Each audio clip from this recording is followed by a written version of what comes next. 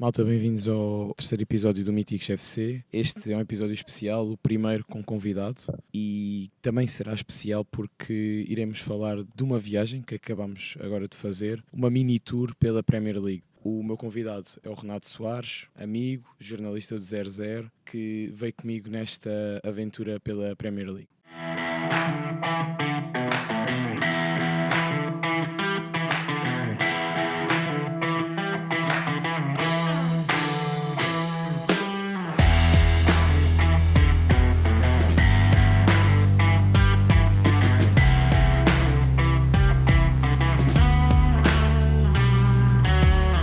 Antes de mais, Renato, meu caro amigo, obrigado pelo convite. Tem que ser eu a agradecer, porque foste tu que sugeriste a viagem, esta ideia desta mini tour pela Premier League. Não sei se queres dizer onde é que nós estamos. Antes de mais tenho que dizer que é um gosto estar aqui no Míticos FC. Fico feliz que tenhas deixado o disclaimer de que somos amigos antes desta parceria de podcast. Basicamente são, que horas é que são? 2h27 da manhã, estamos no Terminal 1 do aeroporto de Manchester e pronto, e vamos a isso.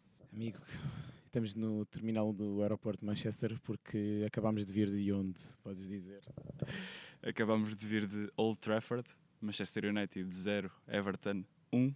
Não sei para onde é que queres começar. O meu amigo Renato, jornalista, sugeriu irmos 4 dias a Manchester e a Liverpool para visitar duas das 7 maravilhas do mundo do futebol, Anfield Road e Old Trafford, para ver os favoritos a perder. Basicamente foi isso. Fomos ver o Liverpool a perder em casa 3-0 com o Nottingham Forest e o Man United a perder em casa com o Everton. Começamos então pelo Liverpool. Antes de irmos a esse diagnóstico ao Liverpool, quero só dizer que esta ideia de vir à Inglaterra ver a Premier League começa e nasce essencialmente por causa do desastre do Diogo Jota, e foi um bocadinho por aí que começou a nossa viagem, pela passagem pelo Moral. Pronto, não queremos também explorar muito isto, né? nem surfar esta onda. Fica para nós o nosso gesto e aquilo que fizemos, mas queria só deixar bem claro que o grande impulsionador para esta viagem acontecer agora e não andarmos aqui sempre a adiar, porque é costume, foi o desastre do Diogo Jota, o falecimento do Diogo e do André Silva. Passando isso à frente,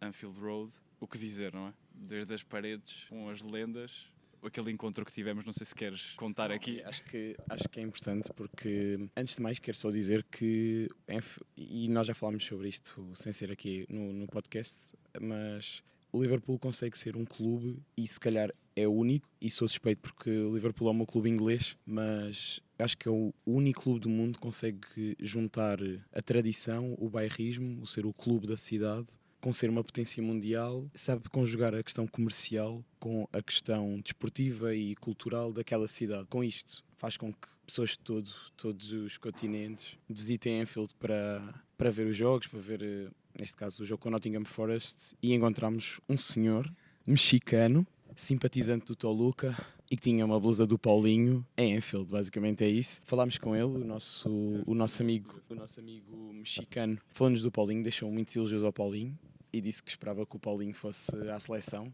e ao Mundial. Deixou uma mensagem a Roberto Martínez, é verdade. Ele que estava acompanhado pelo filho. Isto às portas do famoso portão do You'll Never Walk Alone.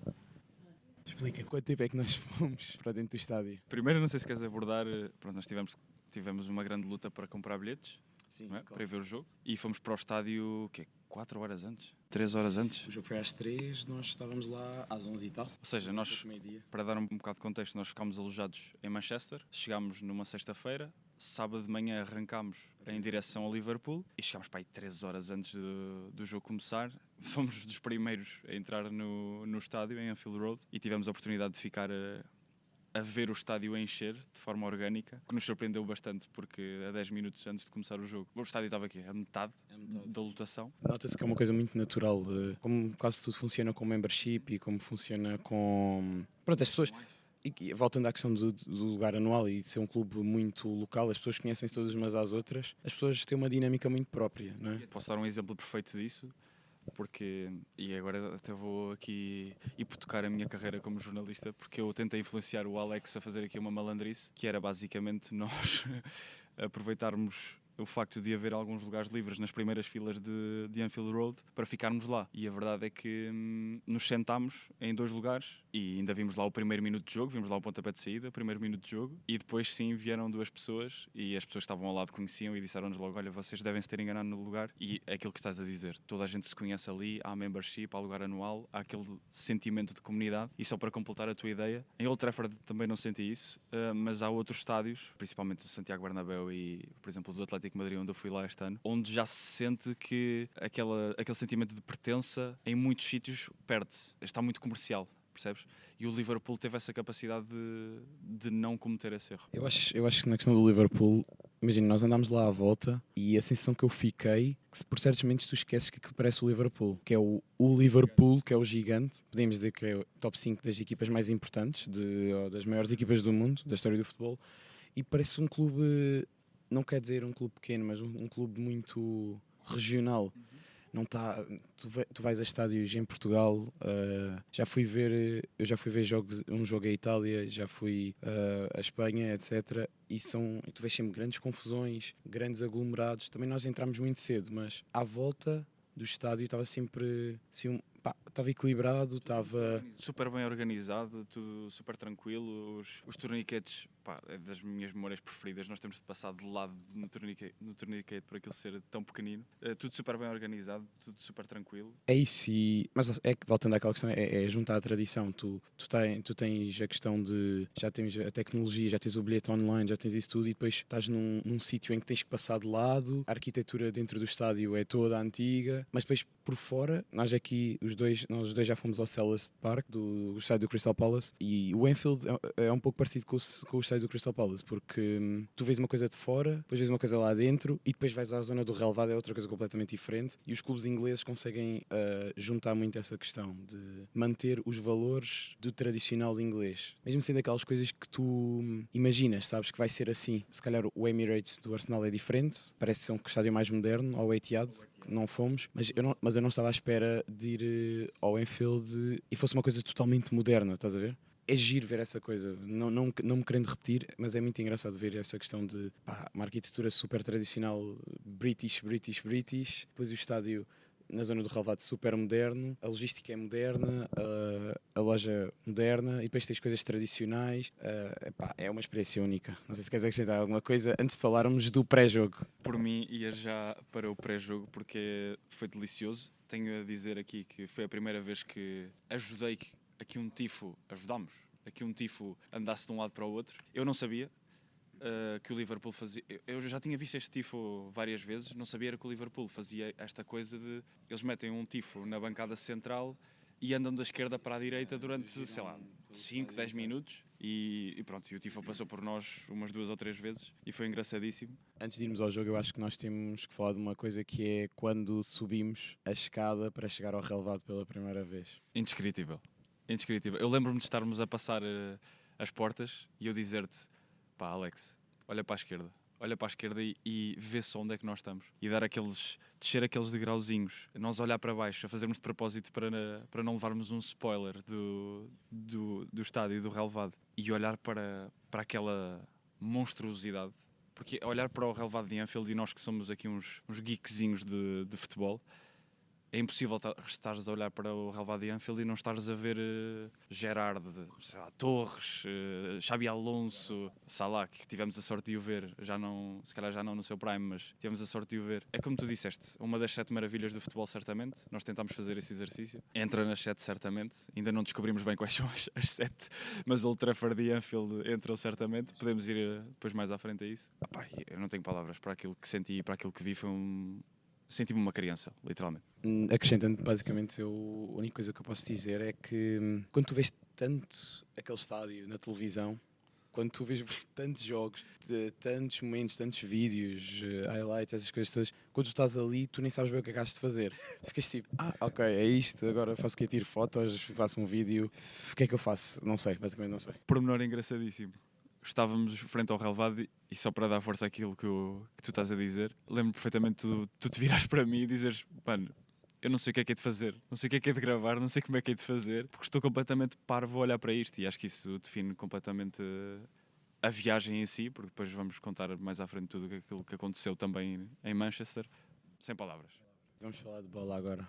Eu vou dar a minha opinião do jogo, não vou abordar muito a questão tática, mas... Ou seja, nós acabamos também de ter a experiência do outro jogo, e não querendo ir lá, e vamos mais à frente, mas eu acho que o ambiente também é um reflexo daquilo que se passa dentro de campo. Neste momento o Liverpool não está muito bem na tabela classificativa, teve a questão do Diogo Jota na pré-temporada, teve um mercado ousado, gastaram muito dinheiro, os reforços não estão a corresponder, mas a sensação que eu fiquei, tivemos We Never Walk Alone, eles a cantar, estádio... Como é que nós não falámos disso no pré-jogo? É que nós vimos o You'll Never Walk Alone na primeira fila de Anfield, na zona do meio campo, só para as pessoas terem uma ideia, ao lado do relevado. Não era o nosso lugar, nós decidimos ficar lá, pronto. Por isso, há pouco eu disse que tínhamos visto o primeiro minuto de jogo sentados.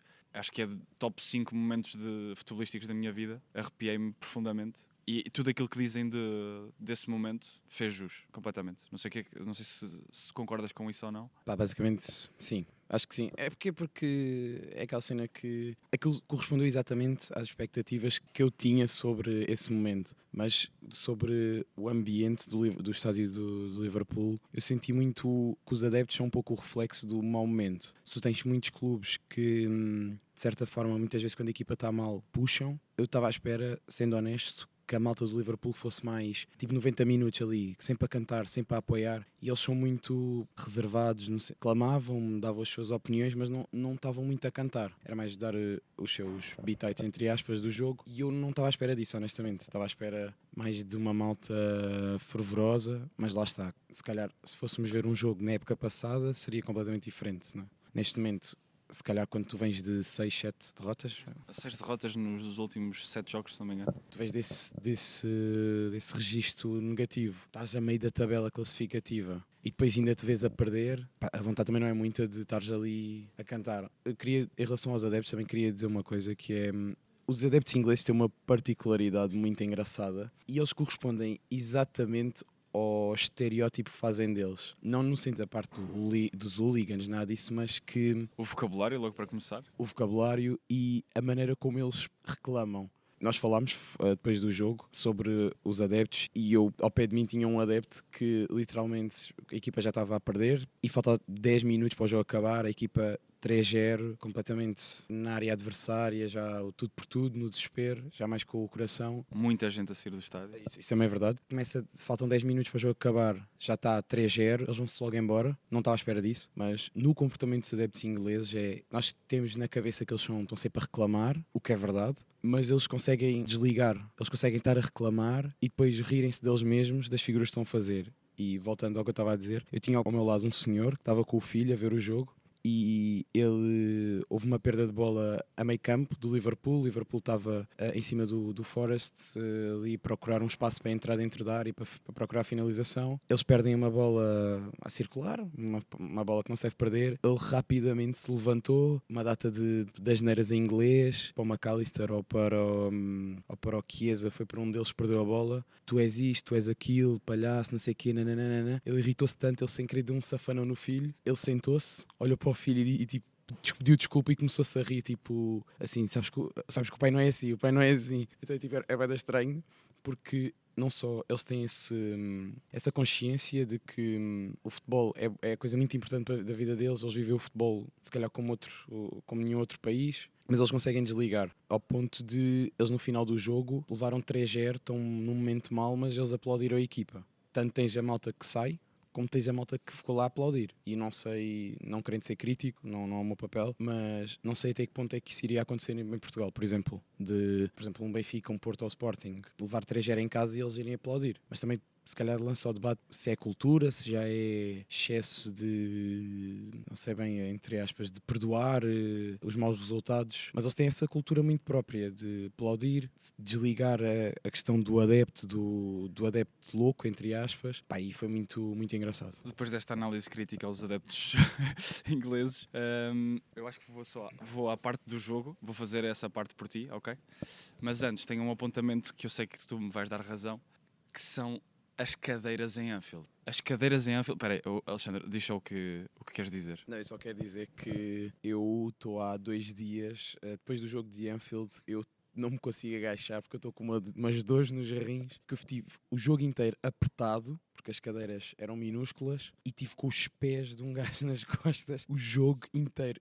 Eu não me podia mexer. Imaginem o seguinte, uma cadeira vermelha, outra à frente, outro lado esquerdo, outro lado direito, outra atrás, e vocês estão com as vossas pernas a tocar no vizinho do lado esquerdo, a tocar no vizinho do lado direito, com os joelhos espetados no vizinho da frente e com uns joelhos espetados nas vossas costas. Basicamente é assim que se vê um jogo em Anfield. Sobre o jogo, e muito resumidamente, Sandais, uma velha raposa do futebol inglês, na retranca, jogadores com muita qualidade para sair em contra-ataque, faz 2 golos. A verdade é que o segundo golo eu nem vi. Tu já acho que viste? Pronto, eu não vi o golo, porque estava a voltar para o lugar e o golo aconteceu, acho que nem chegou ao minuto 46, ainda era 45 e tal, se não me engano. E depois aquilo que estavas a dizer, depois o Forest faz o 0-3 e começa a sair muita gente. Eu depois aí até aproveitei, até te comentei contigo no final, aproveitei para ir voltar para a primeira fila, porque havia muitos lugares livres. E sim, e depois é o Liverpool desesperado a tentar fazer qualquer coisa, a tirar qualquer coisa daquele jogo, mas a verdade é que não consegue. E o jogo acaba sem grande surpresa. Eu diria até que o Forest, com uma pontinha de sorte, até fazia o quarto e seria um completo descalabro em casa em Anfield Road. Cantou-se muito e era aqui que eu queria chegar. Nos 2 jogos temos que dar muito destaque aos adeptos visitantes. É inacreditável, eu adoro ouvir os adeptos visitantes. A malta do Forest a cantar You're going to be sacked in the morning para o Arne Slot. É incrível como, sei lá, quantos é que eram? Pai, quê? Nem 1000 e poucos adeptos em 70.000. De repente silenciam Anfield Road e só se ouve You're going to be sacked in the morning. Mesmo no jogo com o Manchester United, tu imagina, tanto em Anfield como agora em Old Trafford, quem se destacou foi os adeptos visitantes. Se calhar também estávamos mais próximos deles, pode também ser isso, mas os visitantes, os do Everton, cantavam mais que os do Manchester United e estavam em minoria, assim. Os do United davam sempre uma resposta, mas quem puxava era sempre os do Everton, e os do Forest igual. Aquele grupo pequeno dos visitantes abafou a malta. Sobre o jogo em si, o que eu posso dizer é que eu senti muito um desnorte do Arne Slot. Ok, que o Liverpool vem de um momento também com muitas lesões, o Frimpong, o Wirtz não jogou, com uma adaptação lateral direito, mas eu senti sempre que o Arne Slot ali muito perdido, principalmente depois do primeiro golo. A equipa sentiu muito o primeiro golo. Ele claramente foi para a segunda parte a pensar, vamos para cima deles, vamos tentar dar a volta. Ele tira o Konaté, adapta o Gravenberch para defesa central, e ele que fica com uma defesa composta por Van Dijk, o Kerkez, que nós falámos sobre isso, que o Kerkez é um jogador muito irregular, pode dar muito ofensivamente, mas tem algumas dificuldades com o Nedói. O Kerkez é visto no Liverpool como um jogador de futuro, como um jogador vai ser o lateral esquerdo que eles querem apostar para os próximos anos, mas tendo um jogador tão seguro como o Robertson, um jogador que está lá há tantos anos, nestes jogos em casa, se calhar era o jogo que ele tinha que jogar e se calhar daria uma tranquilidade na defesa que o Liverpool acabou por não ter. O Arne Slot depois do 2-0 ficou 1 hora, 70 minutos a jogar com 2 médios adaptados a defesas, um miúdo que acabou de chegar e o Van Dijk. Isso mostra um desnorte de um treinador que foi campeão há poucos meses. Claro que toda a questão fora do jogo, pronto, nós já sabemos, condiciona o Liverpool e acredito que os jogadores estão preocupados e se calhar não estão com muita predisposição, e o próprio estádio sente a perda do Diogo Jota, mas desportivamente um treinador, quando faz essas opções, mostra que se calhar não tem confiança naquele grupo. E se não tem confiança naquele grupo é preocupante, porque foi ele que o fez, foi ele que pediu para investir naqueles jogadores. E quando falamos desta questão de 2 médios a jogar a defesas, o Szoboszlai a jogar lateral direito, entre ter um médio, que se calhar é o melhor médio daquela equipa, naquele meio campo que eles jogam a 3, a lateral direito, se calhar era preferível apostar num miúdo na academia. Não sei se eles têm algum miúdo assim a emergir, mas quem está a ver de fora sente um treinador completamente perdido. Não sei se queres falar de outro problema do mercado do Liverpool. Não. Quer dizer, se quiseres falar do AI, a malta anda a dizer que é o AI a tirar trabalho às pessoas, e a verdade é que o AI não está a tirar trabalho a ninguém. Alexander Isak, o que é que foi aquilo? Não apareceu no jogo. Mas depois dessa dissertação tática não tenho muita coisa para acrescentar. Em questão do Isaac, olha, eu falo muito, tu falo mais um bocadinho sobre o Liverpool, porque o Liverpool é a equipa que eu mais acompanho em Inglaterra, mas a minha questão é, eu senti sempre que o Isaac é um corpo estranho naquela equipa, é um fenómeno à parte, sabes? A equipa está ali a jogar, e depois tinha ali o Isaac, a bola não pode ir muito para ele, e depois as bolas que iam para ele não voltavam e ele muitas vezes estava muito recuado no terreno, muitas vezes estava junto à bandeirola de canto e ele ao avançar da equipa ele não tem que estar ali. Eu mesmo não sou dessa teoria, dessa defesa que ao fim de 3 ou 4 meses um jogador já é flop, já não é bom, ainda para mais em clubes destes. Se nós falamos disso nos clubes portugueses, nestes clubes, temos de dar o benefício da dúvida, não é? O Isaac custou 140, mas o Isaac não encaixa naquela equipa. Aquela equipa parece que não tem muita confiança no Isaac e ele saiu tarde. Também falando de substituições, foi outra coisa que nós também falámos no pós-jogo, que era a questão do Chiesa, que parece que o Chiesa é alguém que não tem confiança. Quando entrou aqueles 10 minutos e foi talvez o jogador que mais mexeu, mostrou mais garra, mas parece que é um jogador que o Arne Slot meio não confia. Não tenho certeza se ele já veio com o Klopp ou se já foi com o Arne Slot, mas o Chiesa parece que foi uma oportunidade de mercado que estão-se a tentar livrar um bocado dele, mas não sabem como. Então vão dando espaço para o Chiesa jogar 10 minutos, 15 minutos, 5 minutos, e se calhar se o Chiesa tivesse entrado mais cedo ou se calhar no 11 inicial, do que eu vi, se calhar o resultado poderia ter sido outro. Agora, se me permites, eu quero dinamizar a conversa com outra coisa. Quero-te perguntar qual é que foi o teu momento favorito desse jogo, sendo pré, jogo, pós. O que é que te marcou mais? O que é que te deixou assim mais impactado? E eu posso dar já a minha. Eu tenho um que fica para nós, que tu sabes, que é do pós-jogo. Depois não sei se queres tocar nisso ou não, mas pronto, fica para nós. Tirando isso, uma coisa que me marcou é mais uma. Eu sou muito gráfico, sou muito visual, e uma imagem que me marcou muito foi o início da segunda parte, em que naquele tempo de Liverpool, que é uma coisa que nós temos comentado muito em Liverpool e em Manchester. Eu não sei como é que a malta consegue ser feliz aqui, porque fica de noite às 3h30 da tarde. Não, às 3h30 não, mas às 4h30 da tarde, exatamente. Pronto, e é aí um bocadinho que eu quero entrar, porque no início da segunda parte estava aquele pôr do sol tímido entre as nuvens de Liverpool, e eu lembro-me de estar a ver o relevado, de estar a ver o Salah receber a bola e ver assim o topo da bancada, não sei se é sul ou norte de Anfield Road, com o símbolo, exatamente, com o símbolo do Liverpool e aquele pôr do sol por cima, e é das imagens mais bonitas e divinas que eu alguma vez vi, de sempre. Sobre o que tu estás a dizer, também temos de dizer que nós tivemos muitas fezadas nesta viagem, porque era suposto chover. Nós, quando entramos no estádio, já estava um pouco. Choveu uns minutinhos para aí, mas depois o céu abriu, teve aquele friozinho. Pronto, pronto, estão os típicos 5 graus, 7 graus, 8 graus. Respondendo à tua pergunta dos momentos, não vou especificar muito porque acho que fica para nós. Mas pronto, nós fizemos uma pequena homenagem ao Diogo Jota, também era essa a nossa finalidade em vir cá. Tivemos no mural dele, tivemos no memorial e nota-se que não foi só um jogador que se perdeu. É como eu disse, o Liverpool é um clube muito local, é um clube muito... E pronto, não querendo falar muito, sente-se que perderam ali se calhar um filho, um amigo, mais do que um jogador. Só para completar, e não me interpretem mal, por favor, eu estava a dizer isto ao Alex, o Liverpool foi o clube certo para esta tragédia acontecer. Porque o Liverpool tratou todo este assunto, desde a forma como lidaram com o salário restante do Jota e com a família, a forma como homenagearam, a forma como prontamente se mostraram disponíveis a tratar de tudo. E uma imagem que me marca muito é o plantel do Liverpool em Gondomar, no distrito do Porto. De repente vês as estrelas todas do Van Dijk a chegar com uma coroa de flores e tudo mais, e pronto, e marca muito.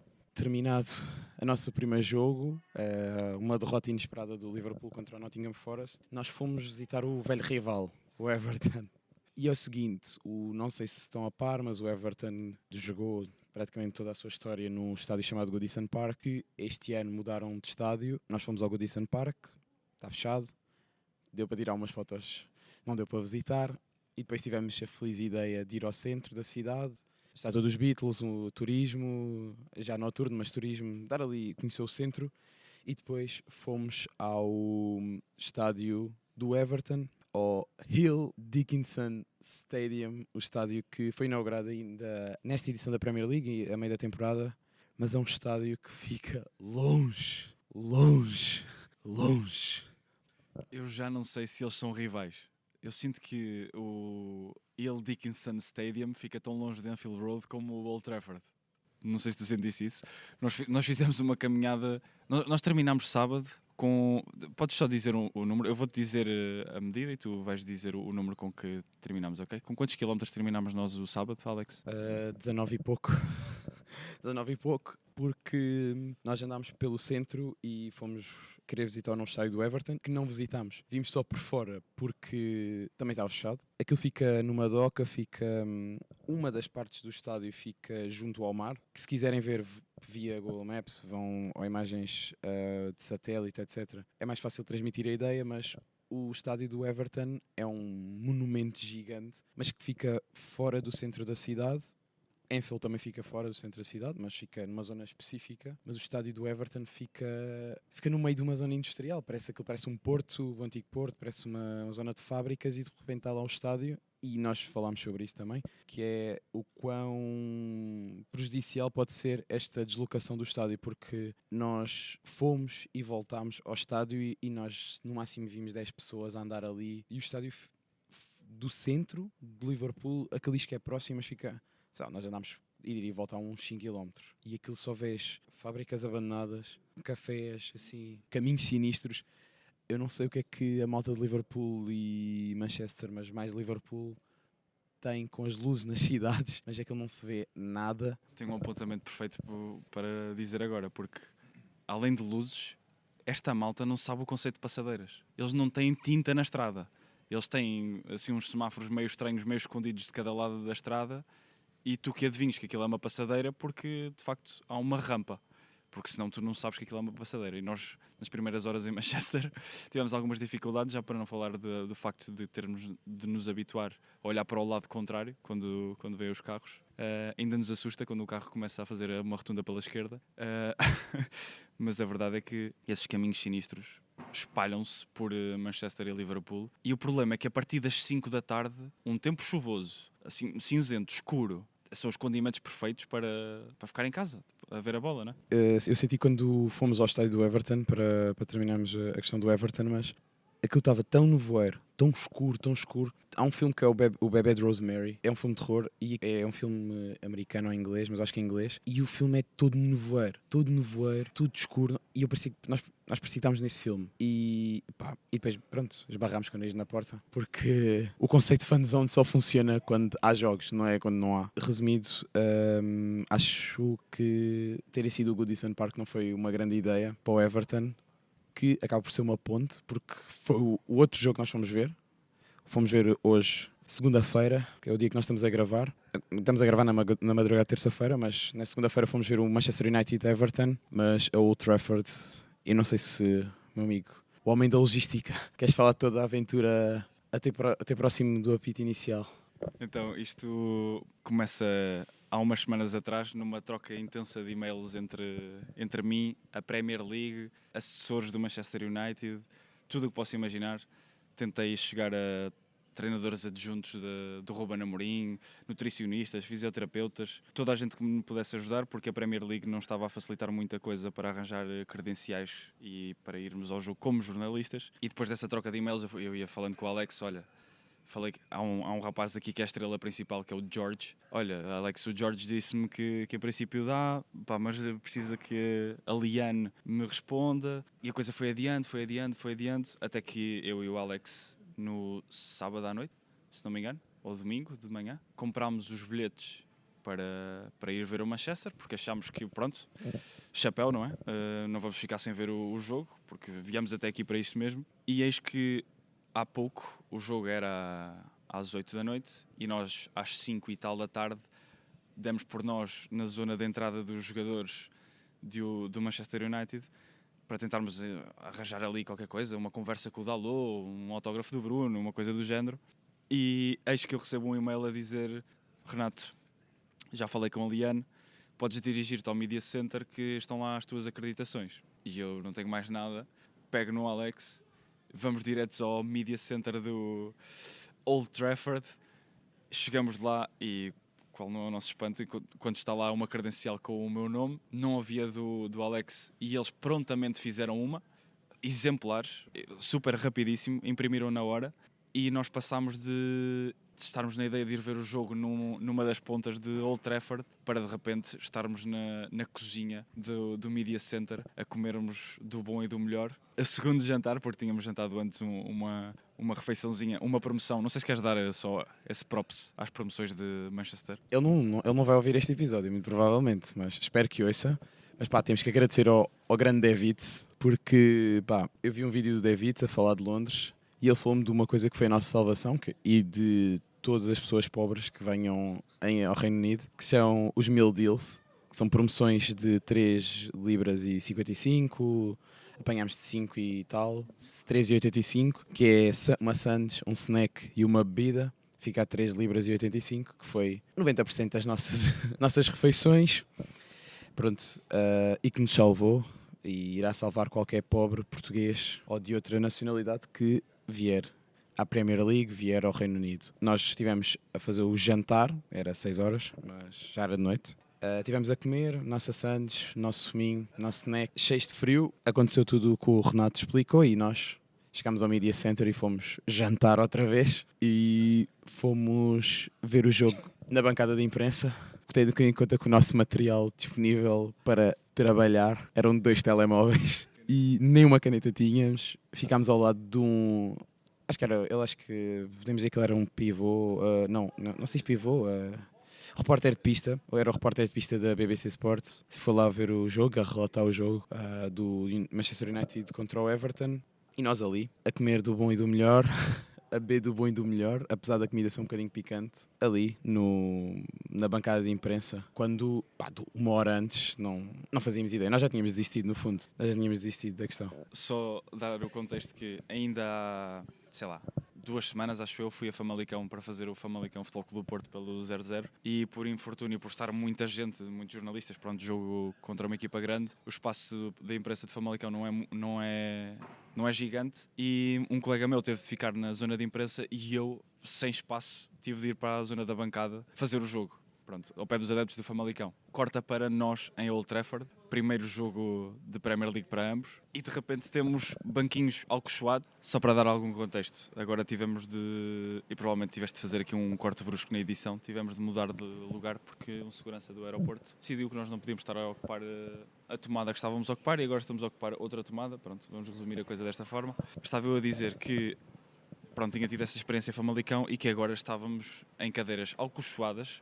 com apoios de televisão para cada mesa, sem querer saltar aqui etapas, mas depois já regressamos, com bolo no intervalo, com acesso a café com leite, tudo o que tu quisesses, um americano, expresso, o que te apetecesse, águas, tudo um pouco. E como é que se explica nós estarmos no meio daquilo, quando 2 horinhas antes estávamos a comentar um com o outro no túnel de acesso ao Old Trafford, a comer a nossa sandes, como disseste há pouco. Estou farto de comer pão estou farto de comer sandes, estou farto de comer pão, estou farto de beber estes suminhos de meal deal. Como é que se explica tipo, esta diferença de circunstâncias e de contexto de um momento para o outro e aquilo que nós sentimos naquele momento? Nós éramos para levar uma chuvada em Anfield, céu limpo. Éramos para ir com bilhete pago para Old Trafford. Fomos para a zona dos mídia com acreditação. Tivemos com a imprensa de todo o lado.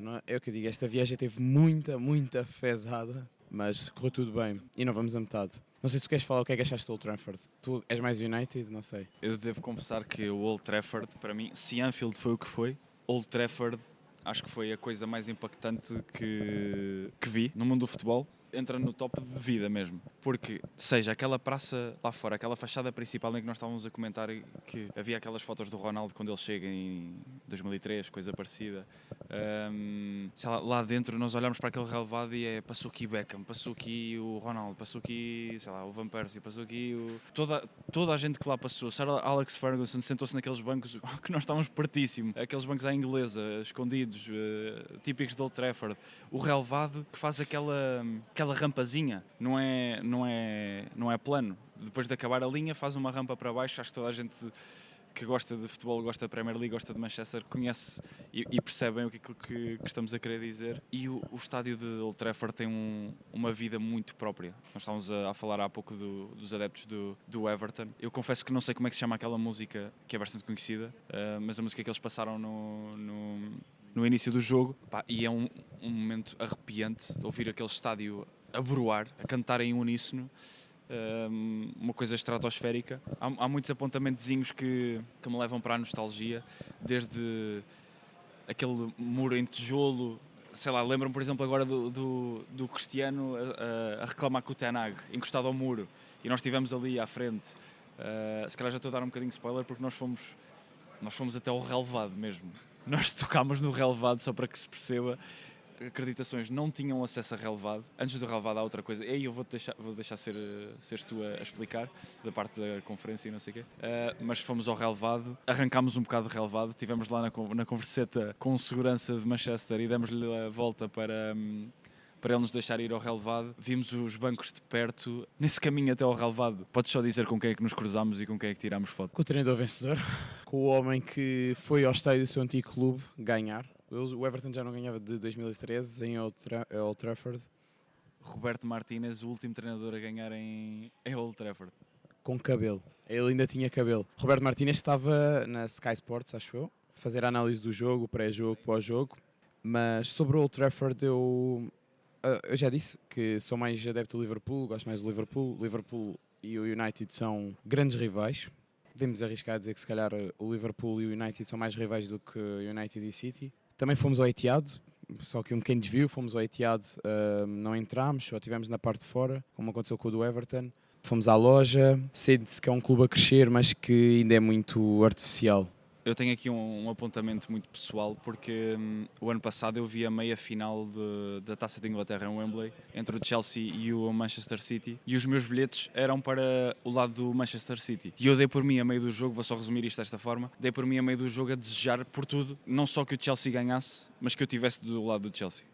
E os adeptos do Chelsea não são propriamente conhecidos por serem adeptos fervorosos. Chelsea é, aliás, uma zona rica de Londres, e eu dei por mim a desejar estar do outro lado, porque, de facto, temos de respeitar que, ok, o Manchester City daqui a muitos anos se calhar vai ser um histórico, mas por outro lado, também não podemos fingir que porque se ganham títulos e porque agora há talvez um domínio do futebol inglês por parte dos citizens. Há dinheiro e tudo, ou seja, há dinheiro, há investimentos milionários, milhões, e agora já é um super clube. Exatamente, isto é aquela balela do costume, mas o dinheiro não compra a mística, não compra a história, não compra a lealdade dos adeptos, pronto. E agora há uma geração toda muito recente que vai apoiar o City, mas nós crescemos a ver o City a ser um clube do meio da tabela.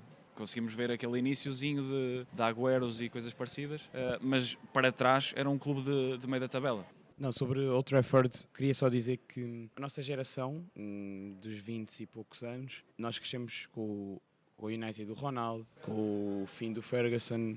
Eu lembro-me de ser miúdo e a equipa de Inglaterra muito grande era o Man United. E tu, quando chegas ao Old Trafford, tu sentes que aquilo é um clube mundial. E eu acho que tu não sentes tanto isso no Liverpool, na minha ideia. Mas tu sentes que é um clube gigante. Um gigante mesmo adormecido, se calhar mal gerido, vários fatores. Há quem culpa os jogadores, quem culpa a direção. Mas tu sentes que é um clube gigante, aquele clube, ou seja, na dimensão e no ambiente e nisso tudo, não coloco se calhar atrás do Real Madrid, mesmo estando em momentos completamente diferentes esportivamente. Eu pessoalmente gostei muito mais do ambiente Old Trafford. O do Liverpool foi, não estou a dizer que o outro foi mau, mas o do Old Trafford foi muito melhor. Epá, e tu sentes que é um clube mundial, tu viste pessoas mesmo de todo lado, mas também tu sentes muita malta fiel, de muita malta a cantar.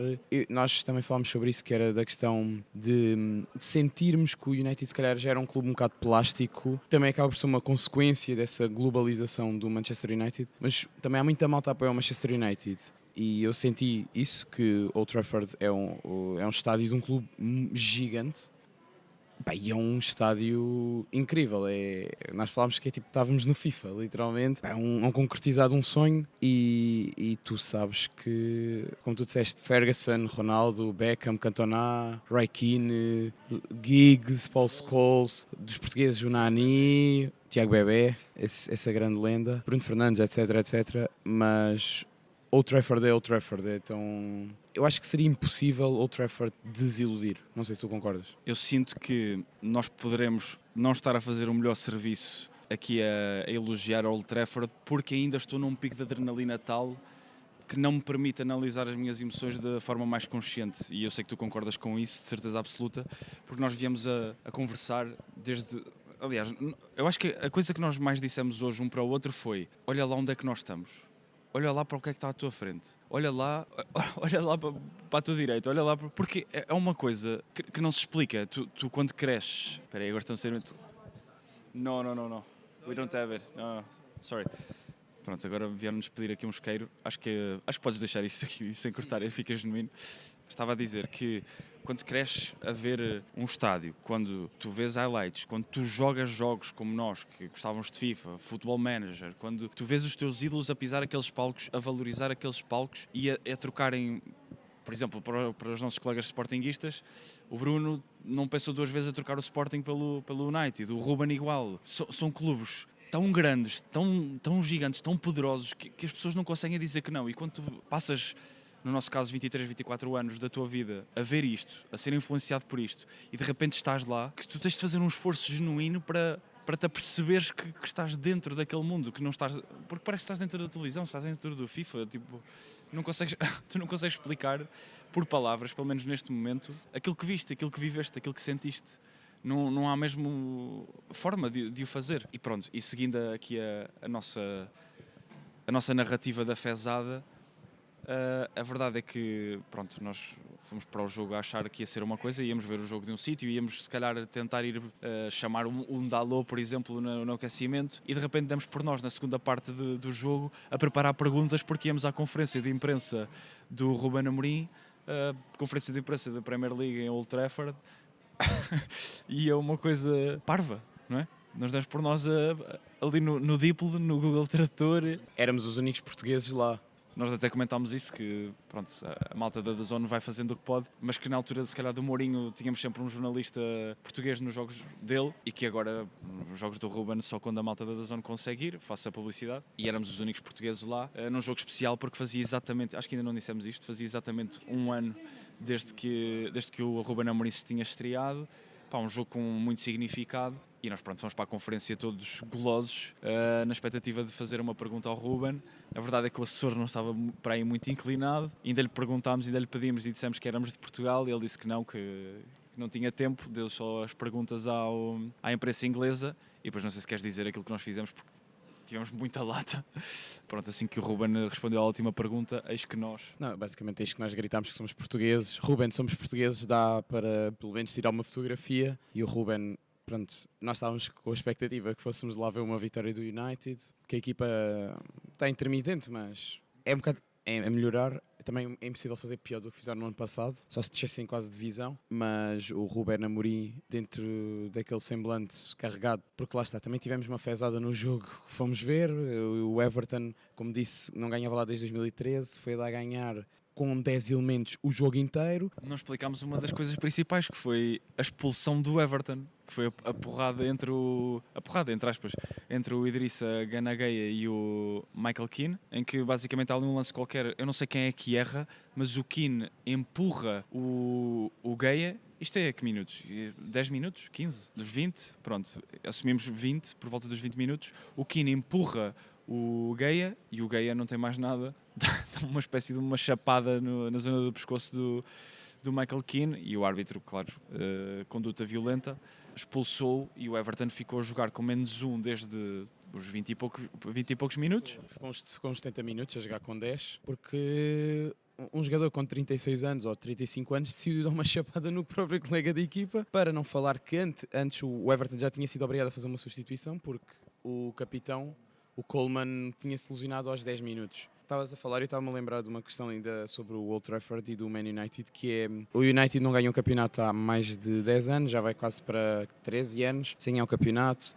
No ano passado ficou em 16º, a questão do Ronaldo, o regresso do Ronaldo, que não correu bem, o Ten Hag, quando não era o Ten Hag era o Solskjaer, era o não sei quem. Tanta gente, tantos problemas, tanto que a própria imprensa, e isso também já foi uma coisa que falámos muito, também não querendo repetir nas expressões, mas nós já falámos muito e já debati isto com muitas pessoas, que é, eu sinto que o United também tem um bocado má imprensa, no sentido em que tudo do United é notícia e principalmente tudo o que for para prejudicar o Man United é notícia. Tudo o que for coisas caricatas, polémicas, se o jogador não cumprimenta o treinador, se o Bruno não abraçou o Amorim no final do jogo, polémica. Meio que tornar o United meio uma chacota, um circo mediático, que tu chegas de lá e não corresponde. Tu vês notícias, lês coisas, escreves sobre notícias do United que está com problemas financeiros, de não te pagar a funcionários, de não conseguir ir ao mercado, mas tu chegas lá e pronto, eu também sou um pouco inexperiente nestas questões das idas ao estádio, mas tu encontraste-nos em condições de uma recepção excelente. Só para dar força ao teu argumento, e concordo completamente com isso, aquilo que nós ouvimos do United, desde as fugas nos telhados, desde os cortes de salários a funcionários, desde afastamento mesmo de certos funcionários de certas posições,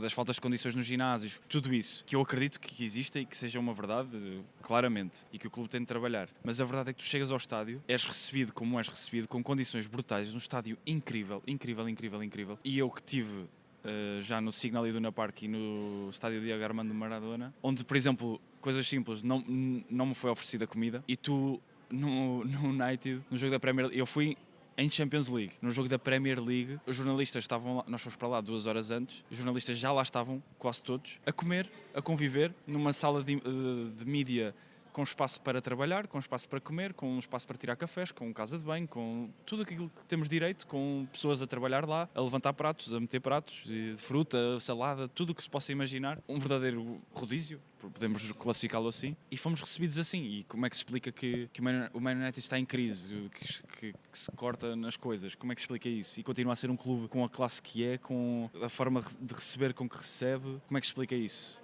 É um clube gigante, é um clube com muita história, que não há nenhuma polémica, não há nada destas coisas que se tenham falado agora que vá beliscar a equipa que supera o desastre de Munique, a equipa que ganhou o treble em 99 da forma que ganhou, a equipa com mais campeonatos de Inglaterra, acho que agora a par do Liverpool. Isso não se apaga da história e é isso que faz do Man United ser o Man United, e foi isso que rebentou connosco, porque nós ficámos completamente... Houve uma certa parte em que olhámos um para o outro e foi do género, pá, se tu chorares eu choro. E confessamos isso mesmo aqui. É verdade. É absolutamente verdade. Nós também esta viagem também foi muito introspectiva e para conversámos muito sobre jornalismo, sobre a nossa vida, a nossa amizade, mas eu nem sei bem definir o que foi, falando no geral destes 2 jogos, mas principalmente ir ao Old Trafford, eu não sei se isto é um fim de ciclo, se é o começo de um novo ciclo, mas acho que eu senti uma sensação estranha, honestamente estranho, que é tipo, eu nem acredito que eu estou aqui, tipo, ok, que imagina, nós não fomos em trabalho, nós metemos no meio dos jornalistas e Podemos admitir que houve muita ratice da nossa parte. Houve muita ratice porque nós nem o 00 me exigiu a mim que fosse em trabalho, nem nada que se pareça. E nós conseguimos, ali com algumas artimanhas, com uns mails para aqui e para acolá, conseguimos que os assessores do Manchester United nos arranjassem credenciais para entrar no jogo. A verdade é que só o conseguimos porque de facto somos jornalistas, até aí não há aldrabice, não há ratice nenhuma. Mas a verdade é que só conseguimos entrar e vivemos esta experiência porque fomos um bocadinho espertinhos. Eu, basicamente, ou seja, nós vamos para o curso de jornalismo, queremos ser jornalistas esportivos, mas eu nunca pensei na minha vida estar numa bancada de imprensa do Old Trafford. É um sonho, mas sim, é como um sonho de... um dia vou cobrir o Mundial. É um sonho, mas sabes que é muito difícil, não é? Que pode não acontecer.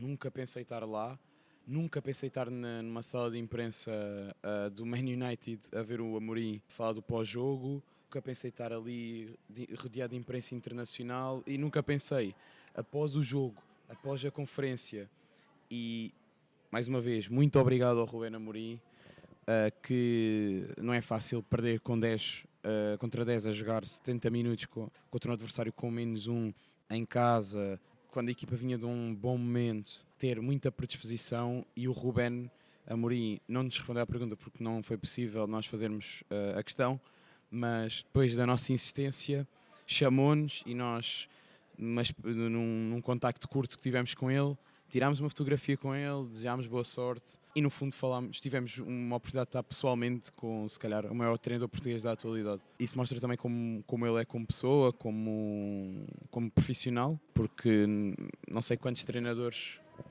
teriam essa predisposição, teriam essa vontade de perder e aceitar tirar fotografias. Sim, depois de estar connosco, primeiro só também deixar aqui, duvido que ele vá ouvir isto, não é? Mas nós dissemos-lhe isto na cara e só deixar aqui também o agradecimento ao Ruben, porque de forma muito simpática acolheu-nos. A verdade é que ele não está com uma cara muito simpática nas fotografias, porque pronto, como tu disseste, estava com um semblante muito pesado e fazia todo o sentido. E isto só traz mais força àquilo que nós vamos abordar agora, que eu vou dizer agora. Nós, entretanto, cumprimentámos o Ruben, foi depois que,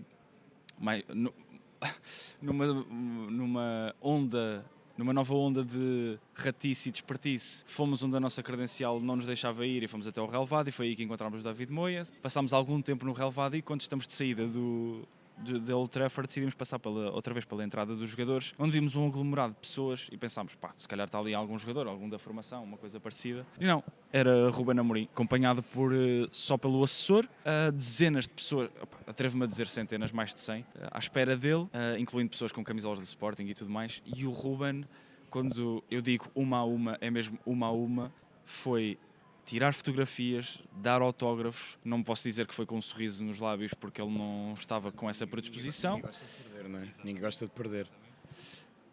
Mas a verdade é que ele foi pessoa a pessoa, ele ficou lá à vontade. Pelo menos que nós tínhamos visto uma boa meia hora a fazer aquilo. Não sei há quanto tempo é que ele já lá andava. Imagino que há muito. E acreditem em mim, ele foi pessoa a pessoa.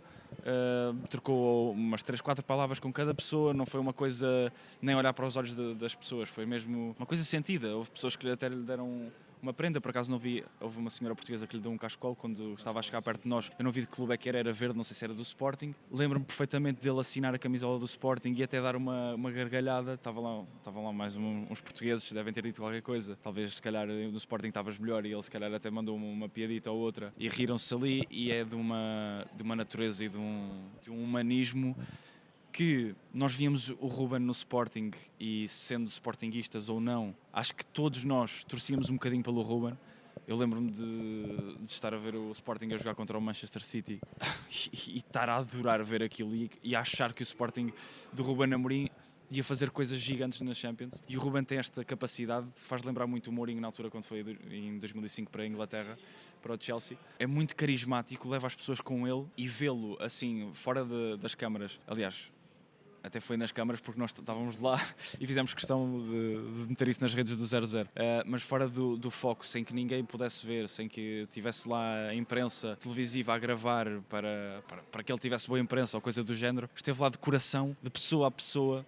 Voltou a estar connosco, nós fomos para o fim da fila para depois, exatamente, tirámos outra foto com ele, demos-lhe umas palavras, agradecemos o gesto, demos-lhe os parabéns pela atitude, e depois pronto, ele entrou no carro dele e foi à vida dele. Mas Ruben Amorim, és um senhor, e muito obrigado pela atenção, muito obrigado pela forma como nos recebeste.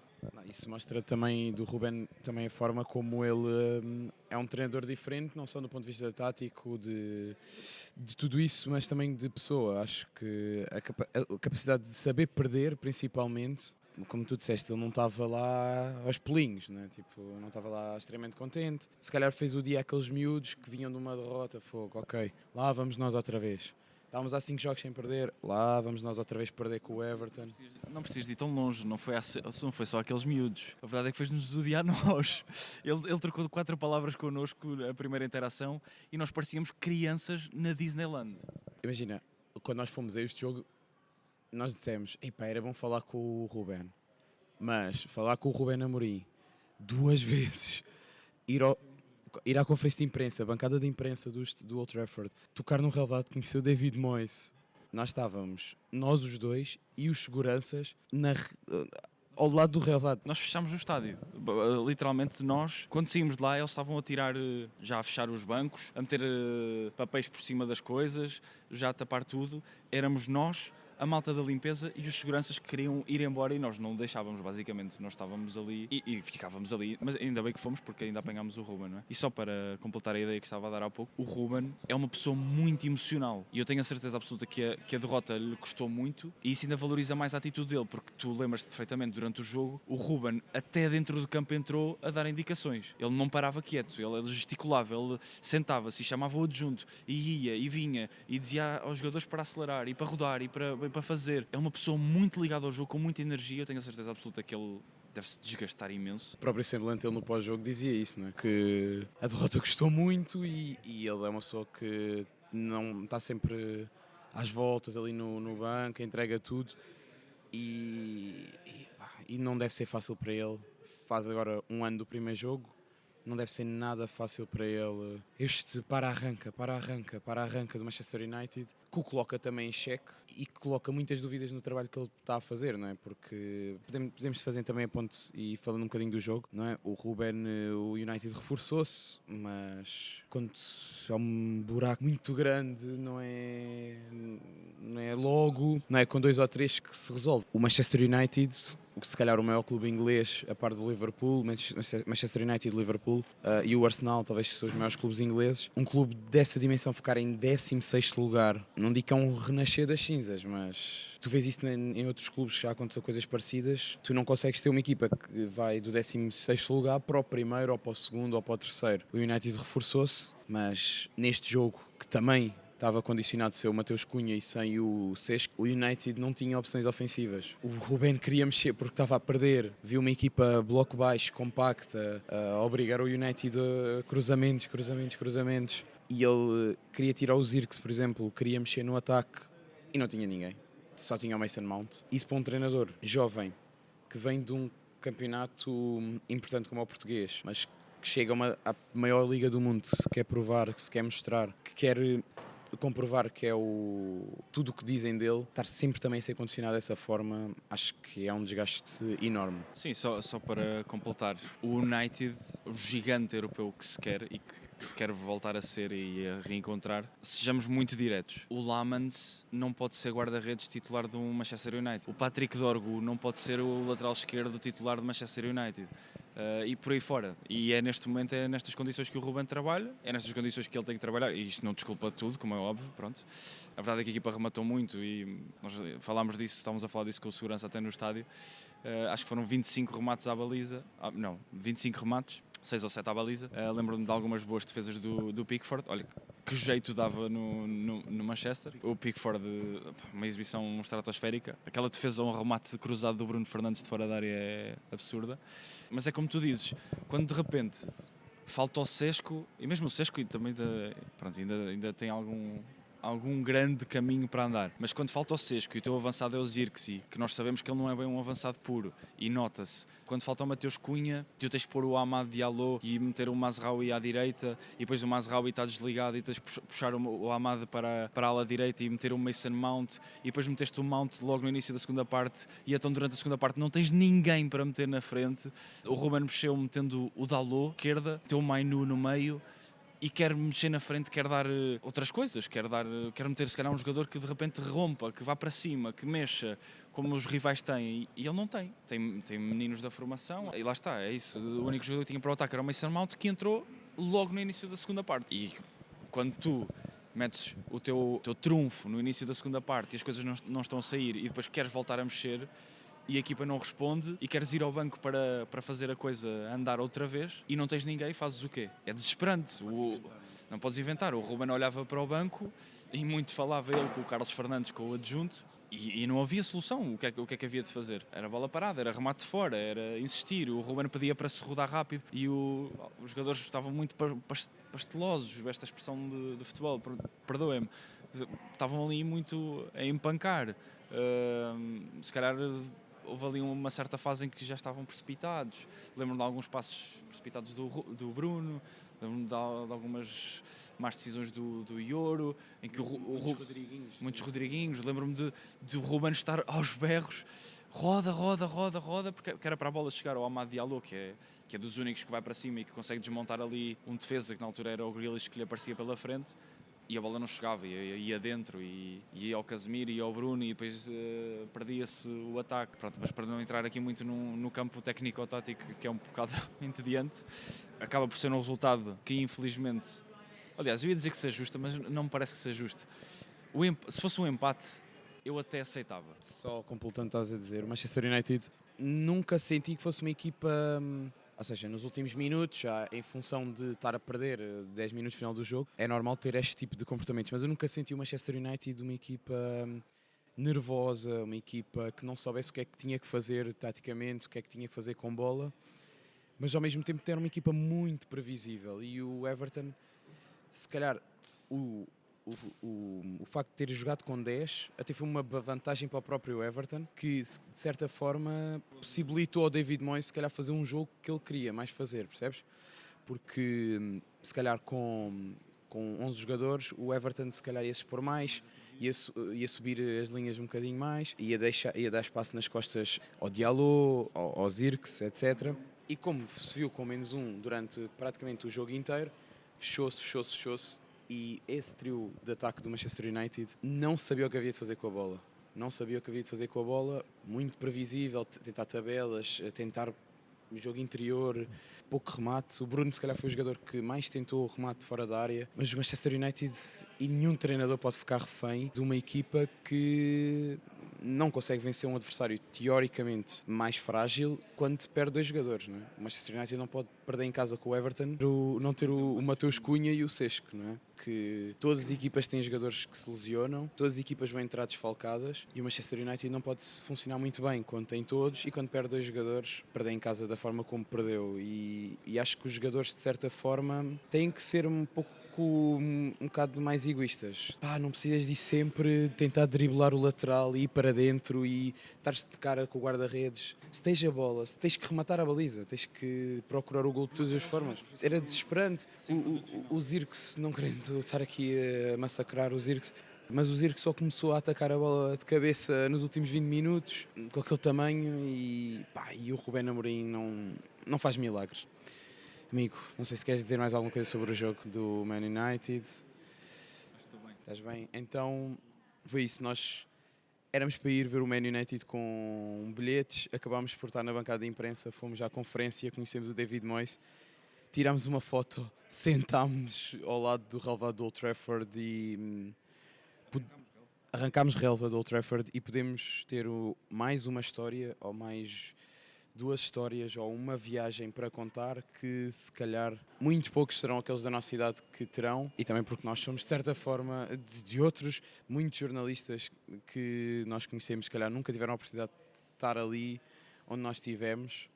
E basicamente nós só temos que dar-nos por feliz e agradecer esta oportunidade que tivemos, e também felicitar-nos, de certa forma, auto-elogiar-nos pela astúcia que nós tivemos, ou pela a coragem que nós tivemos, ou a vontade que nós tivemos porque acho que não falámos neste episódio que nós chegámos a Manchester só com o bilhete do Liverpool comprado, a negociar com o nosso amigo do Man United, que só nos arranjou o bilhete 1 hora, 2 horas antes do jogo.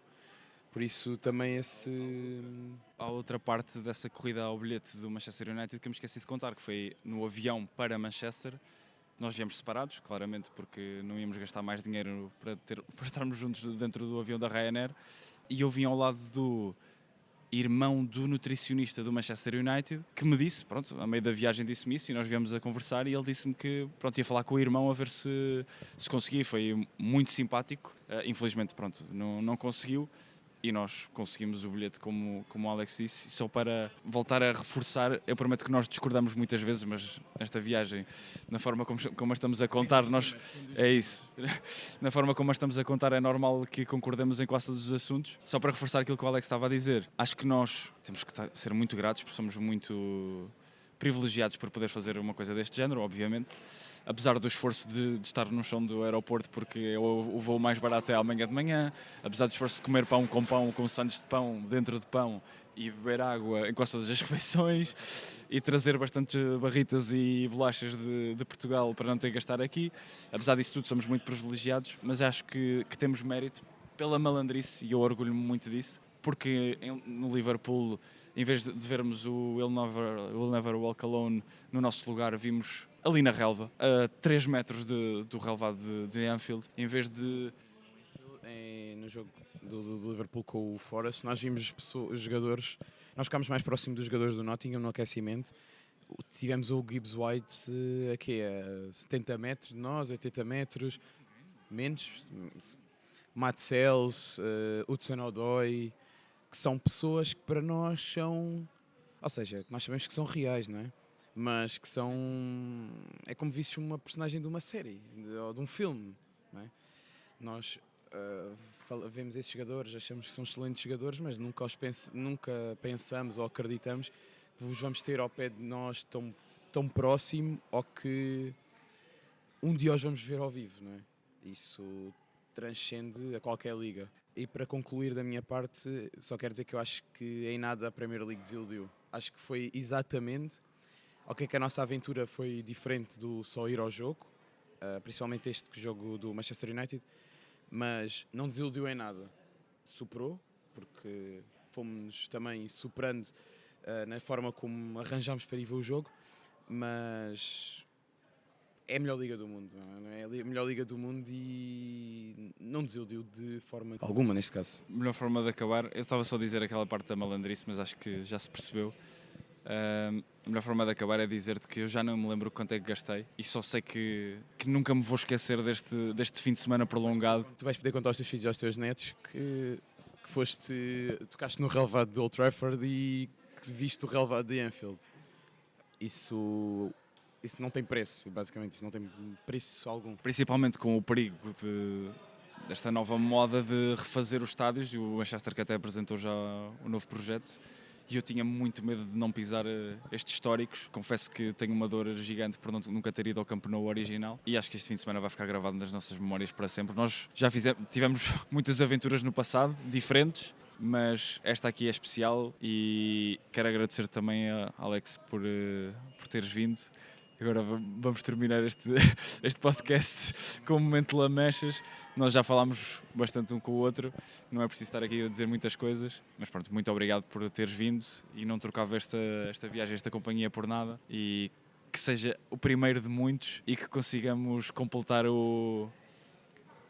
as 7 maravilhas, ainda temos que definir isso, mas as 7 maravilhas do futebol por esse mundo fora, e que continuemos a inventar mais coisas para fazermos mais aventuras e que nunca acabe isso. Eu, depois das bonitas palavras que tu disseste, muito lamechas, que eu não sou nada lamechas, mas fico muito agradecido. Só tenho de te dizer obrigado por teres proposto esta ideia. Esta ideia foi trabalhada, foi falada, trabalhada, mas foi concretizada, saiu do papel, e também muito obrigado porque neste momento são 4 da manhã certas, nós estamos sentados no chão do aeroporto de Manchester e com uma hora de conversa seguramente de uma das maiores aventuras da minha vida, e obrigado por teres sido. Está guardada, está gravada, vai estar publicada sexta-feira, malta, no Spotify e no YouTube, e só te quero agradecer também na sexta-feira. Eles vão ouvir sexta-feira, já.